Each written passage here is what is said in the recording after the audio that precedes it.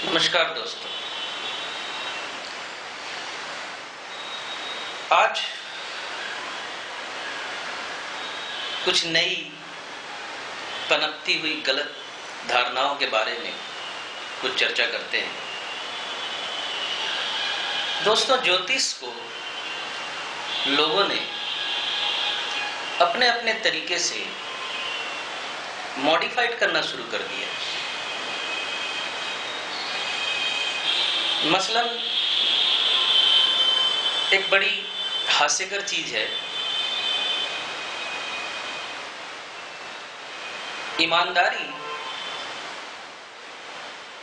या ईमानदार दिखने का ढोंग करना बड़ा जरूरी है आज के जमाने में, शायद या हमेशा ही रहा होगा। कीमत एक पैसा नहीं है ईमानदारी की, लेकिन बिकती है। एक ऐसी चीज जिसे कोई खरीदने वाला नहीं है, लेकिन बिक खूब रही है, यानी मुलम्मा चढ़ाने के लिए।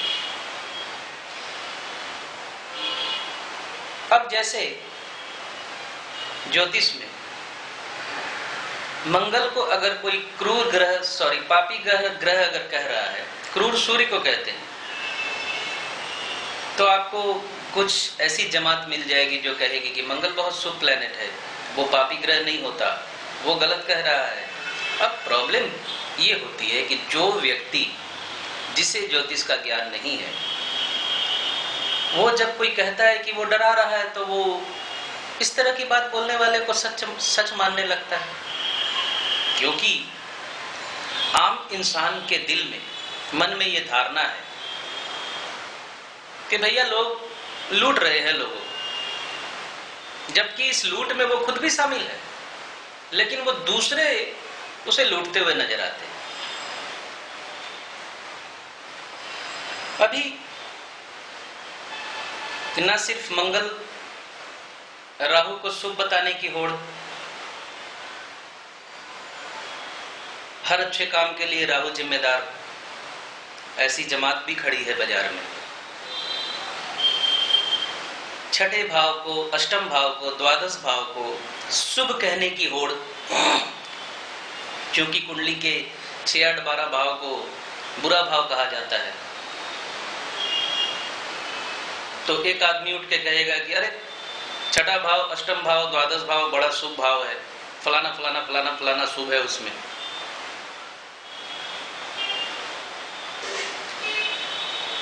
दोस्तों, शुभ तो विष भी है, विष में भी अच्छाई है, लेकिन आप उस विष की एक निश्चित मात्रा से ज्यादा अगर उसको लेने की कोशिश करेंगे तो क्या बच पाएंगे? जहां तक 6, 8, 12 भाव के बात है, लग्न से छठा, लग्न से 8वां और लग्न से द्वादश की बात कही जाती है। आप चतुर्थ भाव से छठे का विचार करने लगेंगे, चतुर्थ भाव से अगर अष्टम का विचार करने लगेंगे, जैसे कि चतुर्थ से अष्टम पंचम होता है, तो माता के लिए तो अच्छा हुआ वो। चतुर्थ से छठा भाव जो तृतीय भाव होता है, माता की यात्रा का भाव हो गया। चतुर्थ से द्वादश भाव नवम भाव हो गया, माता के लिए अच्छा हो गया। आप इस नजरिए से 6, 8, 12 को अगर अच्छा कहेंगे तो ठीक, लेकिन वो कहावत भी तो आपने सुनी होगी, आप मरे जग प्रलय। कुंडली लग्न के अकॉर्डिंग चलती है। मैं हूं तो मेरी माता है, मैं हूं तो मेरे पिता है, मैं हूं तो ये दुनिया है। अगर मैं ही नहीं हूं तो कुछ नहीं। ज्योतिष का गहन अध्ययन कीजिए, ना सिर्फ वैदिक ज्योतिष में, कृष्णमूर्ति पद्धति में भी 6, 8, 12 भाव के कनेक्शन को बुरा कहा गया है। 8, 12 का कनेक्शन जैसे ही बनता है किसी दशा महादशा में, जातक को तकलीफ होती है, जातक को भोगना पड़ता है। मेरे पास एक डेट ऑफ बर्थ है, अगले किसी वीडियो में मैं मुहैया करवा दूंगा। जातक का महादशानाथ द्वादशेष के नक्षत्र में है और वो द्वादशेष बैठा हुआ अष्टम में। 8-12 का क्लियर कॉम्बिनेशन बन गया।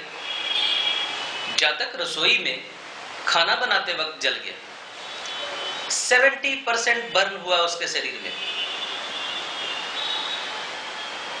तो 8-12 ने अच्छा क्यों नहीं दिया उसे?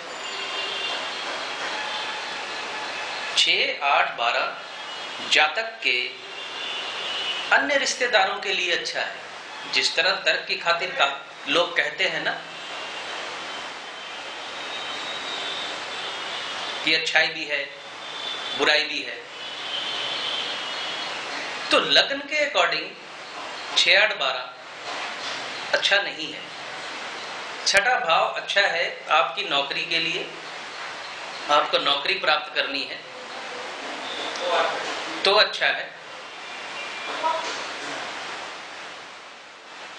लेकिन आप ये भी याद रखिए छठा भाव दासत्व का भाव है, छठा भाव ऋण का भाव है। ऋण लेना किसी भी दृष्टि से अच्छा नहीं होता, लेकिन ऋण के बिना आजकल चलता भी नहीं है। दासत्व करना किसी भी दृष्टि से अच्छा नहीं होता। अब हालांकि आज के आधुनिक युग में नौकरी या सरकारी नौकरी बड़ी जरूरी हो गई है, तो कुछ परसेंट तक छठा भाव को तो हम अच्छा कह सकते हैं, लेकिन अष्टम द्वादश भाव जो है लग्न के अकॉर्डिंग अष्टम भाव और द्वादश भाव अच्छा नहीं होता। इस तरह की व्याख्याओं से आप बरगला न लिए जाएं, यही कोशिश है मेरी इतना कहने के लिए,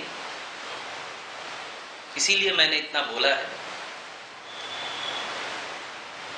कि किसी भी भाव का अच्छा बुरा लग्न के अकॉर्डिंग कंसीडर किया जाता है। लग्न के लिए यानी जातक के लिए छठे को फिर भी कुछ मार्क्स अगर दे दिए जाए जिसके बिना गुजारा नहीं है जिंदगी में, नौकरी के सिवा ऋण के सिवा, लेकिन अष्टम भाव और द्वादश भाव जातक को 70 से 80% बुरा फल ही देता है। और द्वादश से विदेश यात्रा दे दी, चलो ठीक है। अष्टम से आपको एंसेस्ट्रल प्रॉपर्टी मिल गई, ठीक है, लेकिन सबको नहीं मिलती। एंसेस्ट्रल प्रॉपर्टी भी सबके किस्मत में नहीं लिखी होती। खैर, ऐसी ही किसी चर्चा को लेकर फिर कभी आपके सामने हाजिर होंगे। नमस्कार।